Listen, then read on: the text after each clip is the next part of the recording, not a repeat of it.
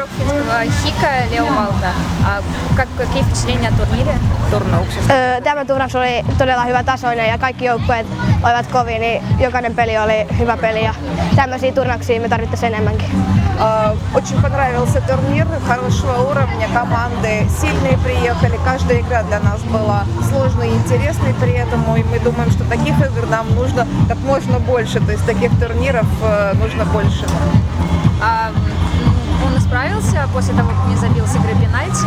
В общем, что чувствовал, когда подходил уже после основного времени? Oli ilmeisesti iso stressi sulle, että sä et niinku osunut ensimmäistä kertaa, kun oli tää rangaistuspotku niin, ja sä et siinä pärjännyt. Oliko niinku jännittävää, kun sä sitten niinku pelin lopussa? Oli se vähän jännittävää, kyllä se jäi vähän ärsyttämään, kun se eka rankkari ei mennyt maaliin, mutta kyllä mä sitten jatkoin peli ihan normaalisti. Ну, немножко, да, конечно же, было напряжение, потому что не получилось пробить вот первый пенальти, но на самом деле я быстро сразу справился и, в общем-то, игру провел нормально, как я считаю, да. Это первый турнир в России?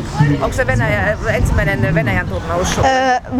Tää oli mulle 3. Venäjän turnaus. Нет, уже 3 раз в России.